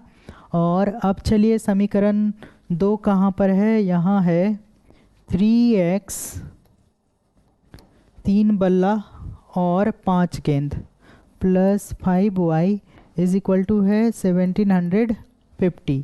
ये हमारे लिए इक्वेशन 1750 इक्वेशन 2 है, ठीक है।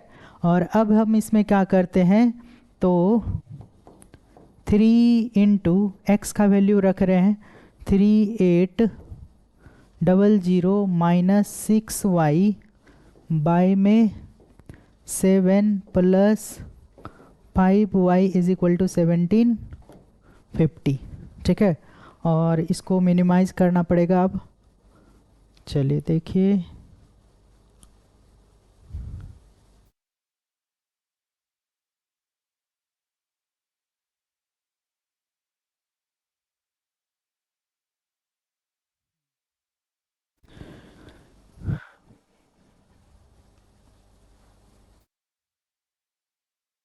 चलिए अब जो है यहाँ से क्या करेंगे, आगे बढ़ेंगे। तो ये जो 3 है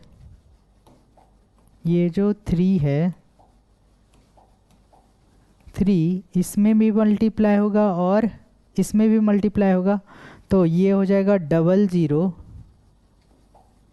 ये हो जाएगा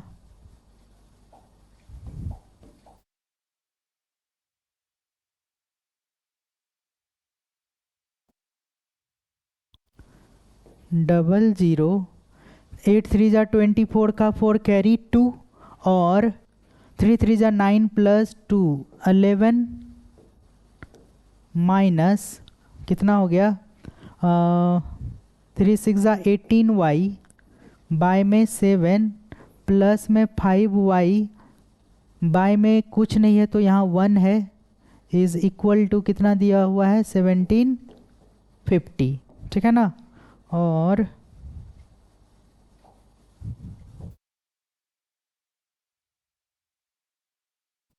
चलिए, तो ये हो गया क्या कि अब हम 7 और 1 का क्या करते हैं, एलसीएम लेते हैं। तो ये हो गया 7 और इतना दूर में तो 7 से ही डिवाइड हो रहा है, तो 7 1 जा 7 यानी 1 से मल्टीप्लाई करेंगे तो कोई फ़र्क नहीं पड़ेगा। 1400 माइनस 18y माइनस 1 7 जा 7 यानी 7 5 जा 35y इज इक्वल टू 1750। और ये हो गया, फिर यहाँ कुछ नहीं है तो 1 है और ये जो है इस तरह से क्रॉस मल्टीप्लिकेशन होगा तो इस तरह से ये क्रॉस जाके उसमें मल्टीप्लाई हो जाएगा और इसमें 1 मल्टीप्लाई होगा तो कोई फ़र्क नहीं पड़ेगा, ठीक है ना।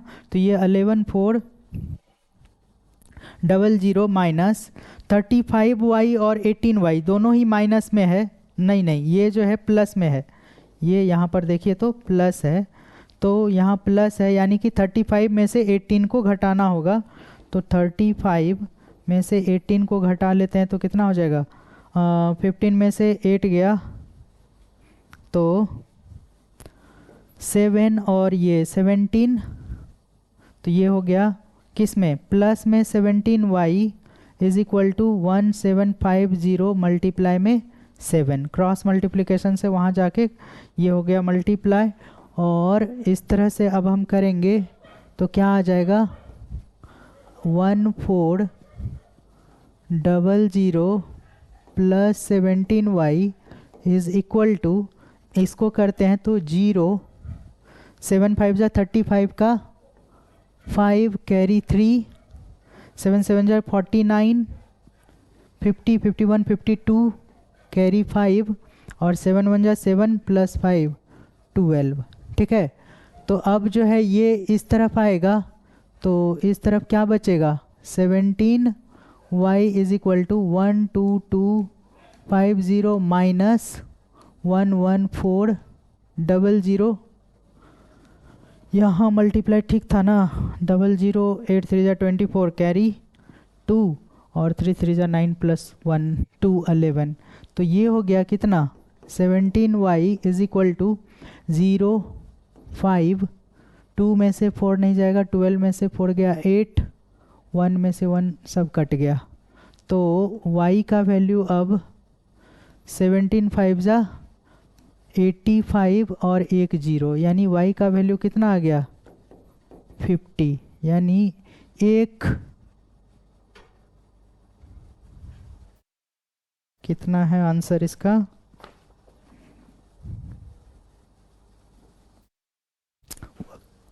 एक गेंद का कीमत जो है 50 रुपया है, ये सही है।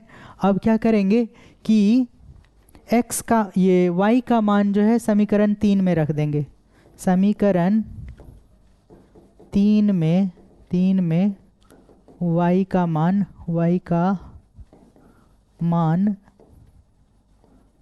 रखने पर तो क्या आ गया x is equal to 3800 minus 6y by में 7 और यहाँ पर कैलकुलेशन होगा 3800 माइनस 6 इंटू 50 बाय 7, तो ये हो गया 3800 माइनस 6 5 जा 30 300 बाय में 7, ठीक है ना। और अब जो है 3800 में से 500 ये कितना 300 गया तो कितना 3500 हो रहा है, बाय में 7 है तो 7 5 जा 35 और ये 2 0, तो x का वैल्यू कितना आ गया 500।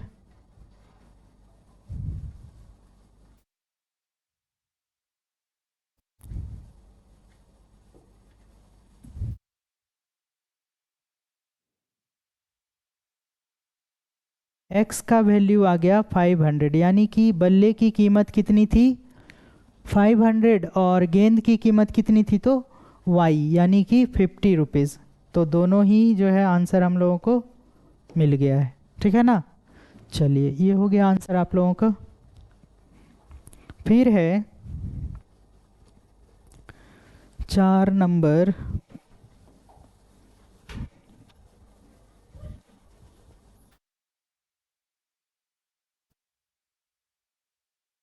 क्या कह रहा है कि एक टैक्सी के भाड़े में एक नियत भाड़े के अतिरिक्त चली गई दूरी पर भाड़ा सम्मिलित किया जाता है। 10 किलोमीटर की दूरी के लिए भाड़ा 105 रुपये है तथा 15 किलोमीटर की के लिए 155 रुपये है। तो नियत भाड़ा तथा प्रति किलोमीटर भाड़ा क्या है।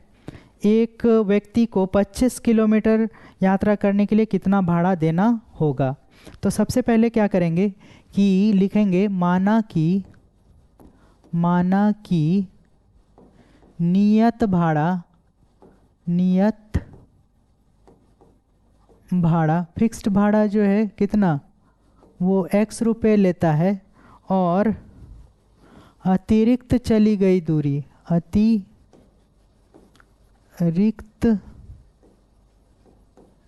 चली गई दूरी का भाड़ा बराबर y रुपया है, ठीक है ना। तो प्रश्न से क्या कह रहा है, प्रश्न से कहा जा रहा है कि 10 किलोमीटर जाता है वो फिक्स्ड भाड़ा x रुपया है और वो कितने किलोमीटर एक्स्ट्रा जाता है तो 10 किलोमीटर अगर जाता है तो 10 इंटू वाई हो जाएगा। 10 kilometre into y is equal to कितना पैसा लेता है वो 105 रुपीज़, यानी कि x plus 10y is equal to 105 हो गया। और फिर पुनः प्रश्न से क्या कह रहा है, पुनः प्रश्न से कह रहा है कि फिक्स्ड भाड़ा प्लस यात्री कितना 15 किलोमीटर जाता है 15 और उस पर भाड़ा लेगा वो y, ठीक है। तो इज इक्वल टू कितना हो जाता है जोड़कर 155 रुपीज़ हो जाता है, यानी कि ये इक्वेशन 2 हो गया, ठीक है ना। और इक्वेशन 1 और 2 मिलते ही अब हम लोग क्या करेंगे तो समीकरण 1 से बात करेंगे। समीकरण 1 से तो क्या दिया हुआ है x plus 10y is equal to 105 और x इज इक्वल टू क्या हो जाएगा 105 माइनस में 10y, ये हो गया इक्वेशन 3।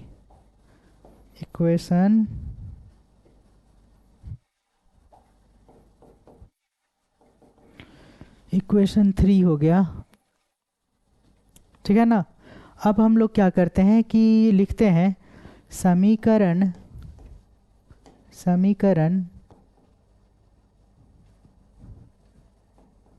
2 में, क्योंकि 1 से निकाले हैं तो समीकरण 2 में सब्स्टिट्यूट करेंगे। समीकरण 2 में x का मान प्रतिस्थापित करने पर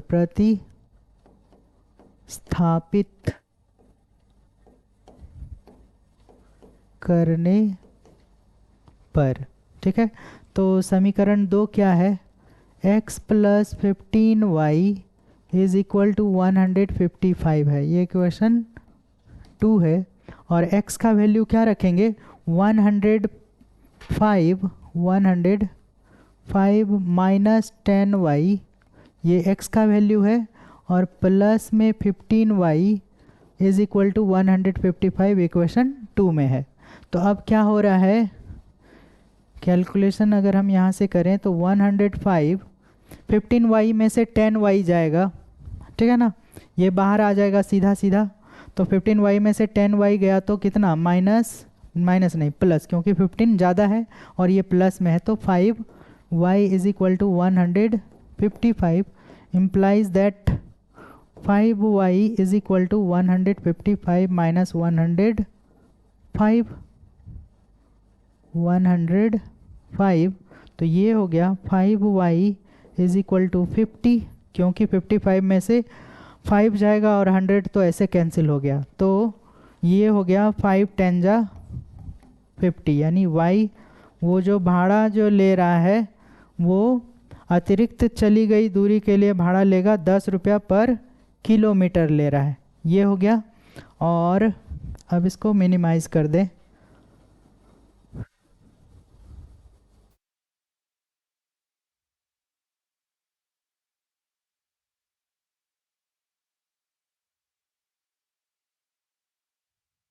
चलिए तो लिखेंगे y का मान समीकरण किसमें, 3 में रखने पर, 3 में रखने पर, तो x इज इक्वल टू क्या दिया हुआ है 105 माइनस 10y, तो x is equal to 105 minus 10 into 10, यानी कि x इज इक्वल टू हो गया 105 माइनस 100, x का वैल्यू कितना आ रहा है, यहीं लिख दें x इज इक्वल टू ये कितना हो गया, ओनली 5 ना,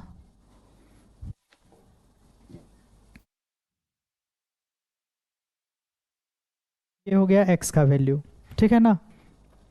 तो देख लें क्या है आंसर इसका,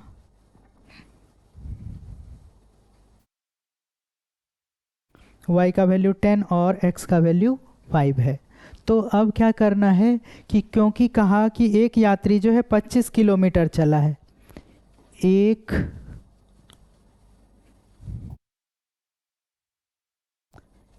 व्यक्ति 25 किलोमीटर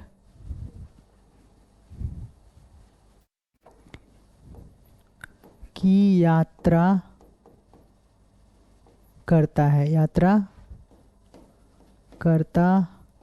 है, तो उसका जो भाड़ा हो जाएगा x प्लस 25y हो जाएगा, फिक्स्ड भाड़ा प्लस 25 किलोमीटर इंटू वाई, तो x कितना है 5 है, प्लस 25 इंटू पर किलोमीटर का भाड़ा 10 रुपया है, यानी कि 5 प्लस 250, यानी कि 255 रुपीज़ उसको देना होगा, उस व्यक्ति को कितना देना होगा, उस ड्राइवर को 255 रुपीज़ देना होगा, ठीक है।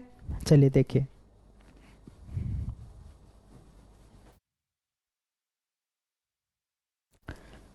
फिर है 5 नंबर है कि किसी भिन्न के अंश और हर दोनों में 2 जोड़ दिया जाए। तो सबसे पहले मान लेते हैं, माना कि भिन्न का अंश बराबर x तथा हर बराबर y है, ठीक है, x अंश है और हर y है। तो जैसे ही हम लोगों ने अंश और हर भिन्न को मान लिया, तो प्रश्न से क्या कहा कि अंश क्या कह रहा है प्रश्न से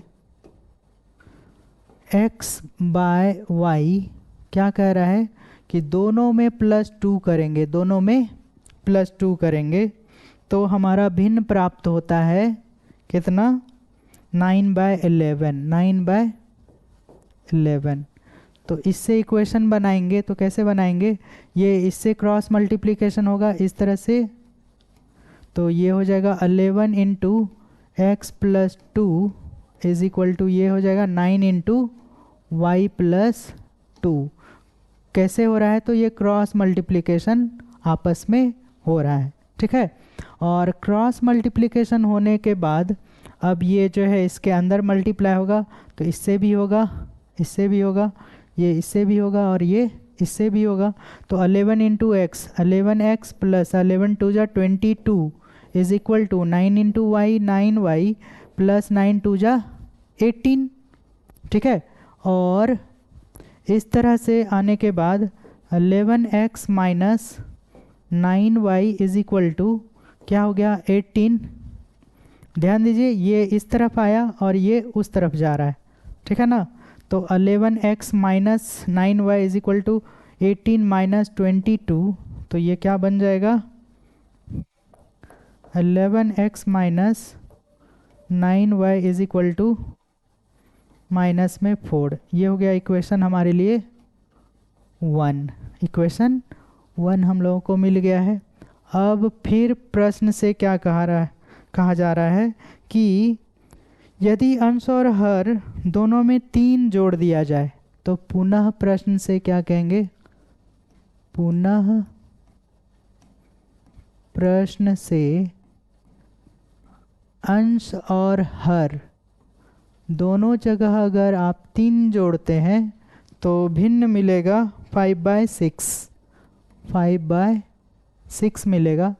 फिर से वही बात क्रॉस मल्टीप्लिकेशन करते हैं, ये इससे मल्टीप्लाई होगा और ये इससे मल्टीप्लाई होगा, तो x प्लस 3 इंटू में 6 is equal to 5 into y plus 3।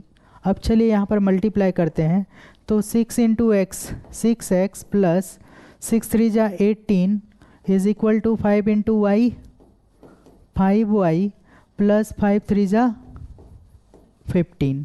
तो ये हो गया 6x minus 5y is equal to 15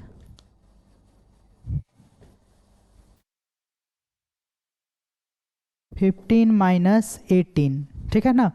और अब जो है ये क्या देगा 6x minus 5y is equal to -3।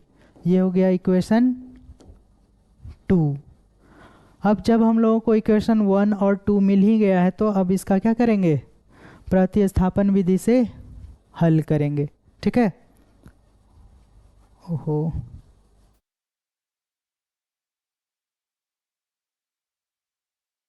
चलिए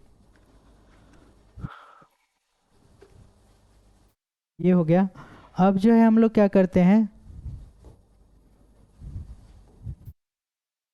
इक्वेशन 1 क्या था 11x minus 9y is equal to -4, ये इक्वेशन 1 है। और इक्वेशन 2 है 6x minus 5y is equal to -3, ये हो गया इक्वेशन 2, ठीक है ना।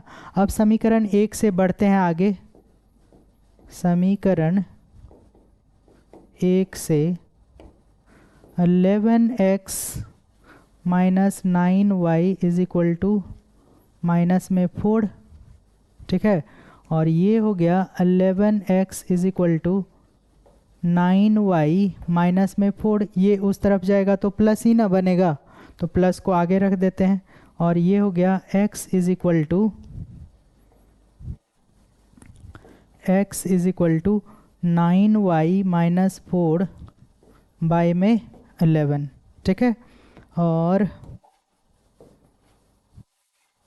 ये कुछ इस तरह से हमारा इक्वेशन 3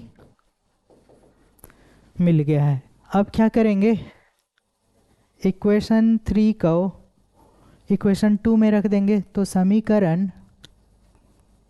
3 से x का मान समीकरण 2 में रखने पर तो क्या है, 6x minus 5y is equal to minus में 3।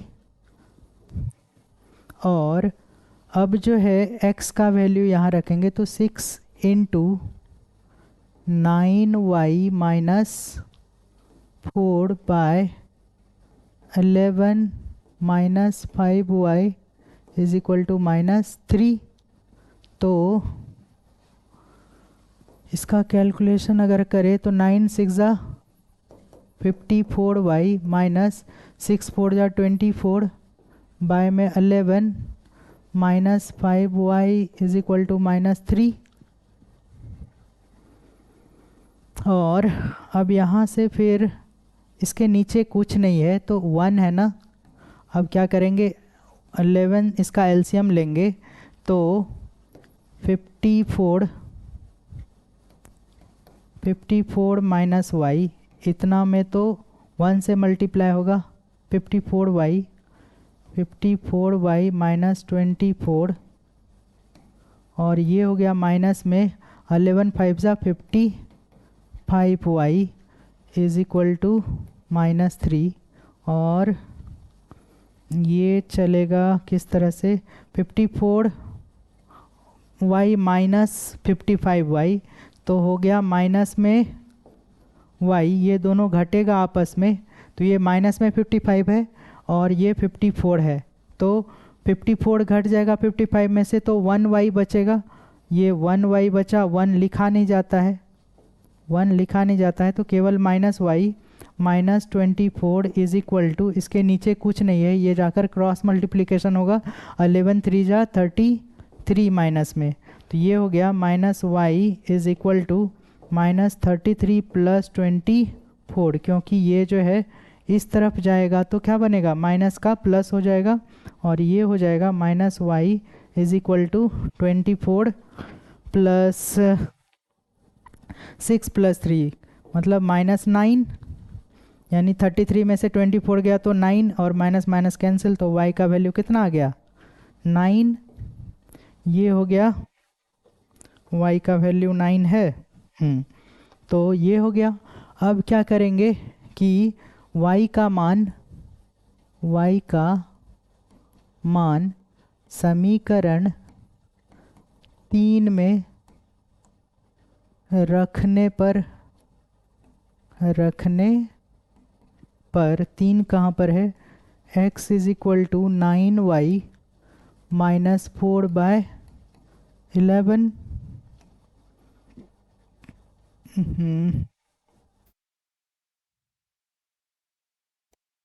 तो x का वैल्यू क्या आ जाएगा, 9 इंटू 9 माइनस 4 बाय 11, ये हो गया 81 माइनस 4 बाय 11 तो ये हो गया 77 बाय 11।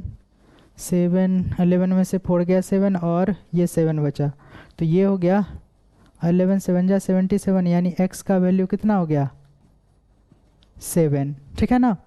तो x का वैल्यू 7 और y का वैल्यू 9, तो हम कह सकते हैं कि अतः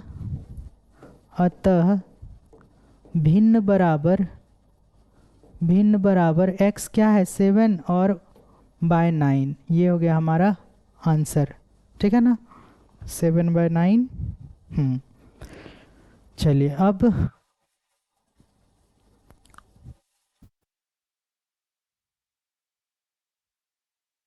क्या करते हैं, छठा क्वेश्चन है लास्ट कि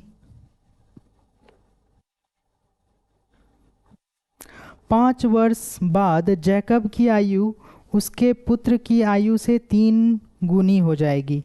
यानी कि मान लेते हैं माना कि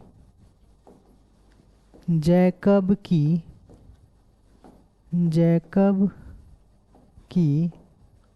वर्तमान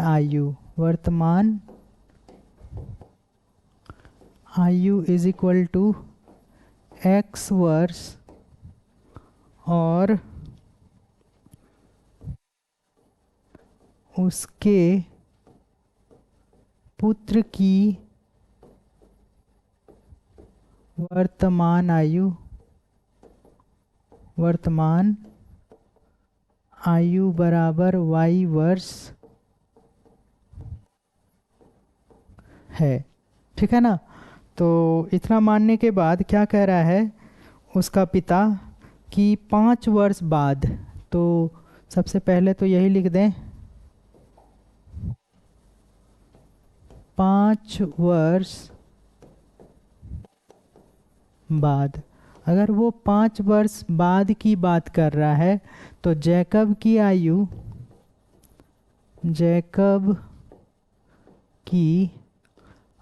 क्या हो जाएगी 5 वर्ष बाद, तो 5 वर्ष उसके आयु में जुड़ जाएगा और पुत्र की आयु में भी 5 वर्ष की वृद्धि हो जाएगी बाद में y प्लस 5। अब इसके बारे में वो कह रहा है x प्लस 5, ये जैकब की आयु, और इधर कह रहा है y प्लस 5। अब वो कह रहा है अपने पुत्र से कि 5 वर्ष बाद जैकब की आयु पुत्र की आयु से 3 गुनी हो जाएगी। तो पुत्र का आयु जो भी होगा पिता का आयु उसके उम्र में 3 गुना हो जाएगा। अगर पुत्र 5 इयर्स का होगा तो पिता 5 3 जा 15 नहीं, तब वो थोड़ा बड़ा होगा। मान लेते हैं कि पुत्र जो है अगर 10 इयर्स का होगा तो 10 3 जा 30। ठीक है ना।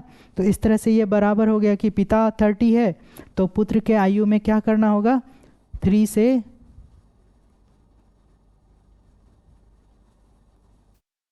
मल्टीप्लाई कर देंगे तो दोनों ही बराबर हो जाएगा। यानी कि इस तरह से अगर हम कैलकुलेशन करेंगे x plus 5 is equal to 3y plus 15, और ये हो गया x, ये इस तरफ जाएगा और ये इस तरफ आएगा, तो x minus 3y is equal to 15 minus 5, यानी ये बन जाएगा x minus 3y is equal to 10, equation 1।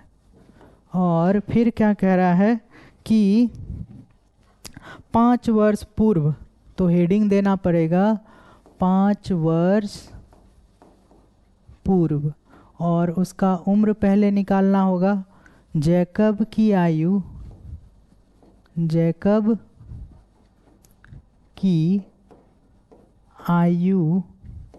बराबर हो जाएगा x माइनस 5, क्योंकि वो 5 वर्ष पहले की बात कर रहा है, तो 5 वर्ष उसके भी उम्र में घटेगा और पुत्र के भी उम्र में, पुत्र की आयु में भी क्या होगा 5 वर्ष की कमी हो जाएगा।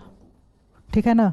अब जो वो बात स्टेटमेंट दे रहा है कि y माइनस 5 अगर हम लोगों को बराबर करना है तो वो क्या कह रहा है कि 5 वर्ष पूर्व जैकब की आयु उसके पुत्र की आयु की 7 गुनी थी, यानी कि यहाँ पर 7 से मल्टीप्लाई करना पड़ेगा।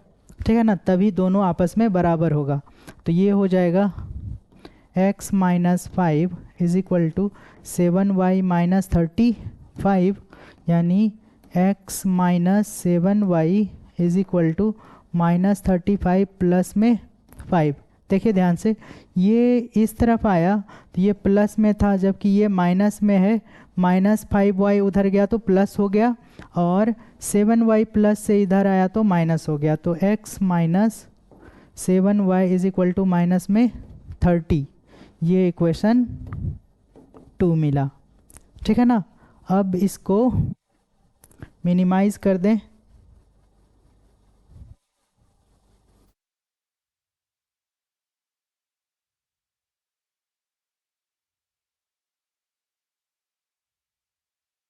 चलिए, अब जो है हम लोग क्या करते हैं,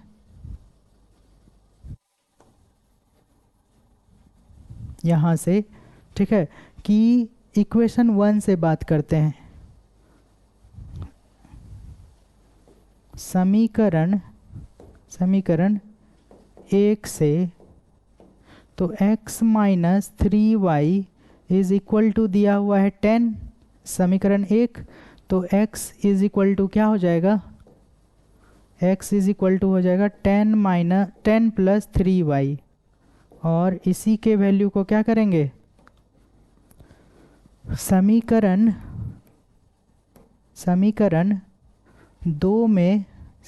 2 में x का मान प्रतिस्थापित करने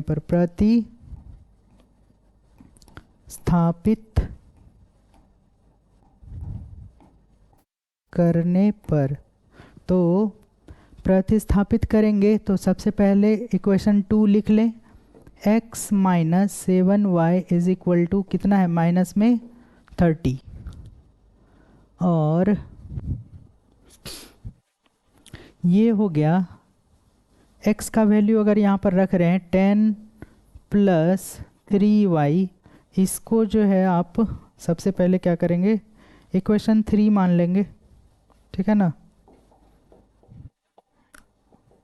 शुरू से अंत तक इसी तरह से हम लोगों ने किया है, तो इसको क्या करेंगे, इसका वैल्यू यहाँ पर सब्सटीट्यूट हो गया, minus 7y is equal to minus में 30, और अब जो है इसका कैलकुलेशन होगा तो कितना हो जाएगा, 10 माइनस प्लस में 3y माइनस में 7y, तो माइनस 4y बचेगा क्योंकि माइनस ज़्यादा है, इज इक्वल टू माइनस 30, तो ये हो गया कितना, माइनस 4y,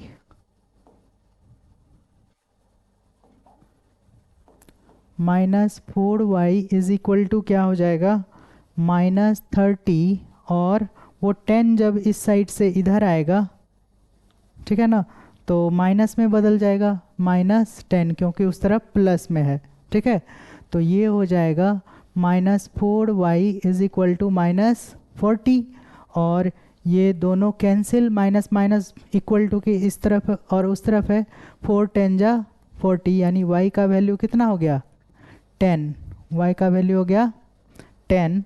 तो अब क्या करेंगे कि y का मान समीकरण 3 में रखने पर, समीकरण 3 में रखने पर, ठीक है, x इज इक्वल टू क्या दिया हुआ है, 10 प्लस 3y, तो ये हो गया 10 प्लस 3 इंटू 10, यानी x प्लस 3 इंटू 10 30, यानी x का वैल्यू हो गया 40, यानी जैकब की आयु कितनी है, 40 इयर्स, और उसके पुत्र की आयु कितनी है, तो 10 इयर्स। बस इसको आपको लिख लेना है और यही आपका आंसर हो गया। तो ये सही आंसर है। और आज आपका जो है चैप्टर 3.3 ये ख़त्म हो गया है, ठीक है ना। तो इसके बाद अगर हम लोग पढ़ेंगे फिर से, तो 3.4 में है विलोपन विधि और प्रतिस्थापन विधि, दोनों से हल करने के लिए कहा जा रहा है, ठीक है ना। तो उसको करेंगे हम लोग अगली बार में, ठीक है। थैंक यू आप सभी का।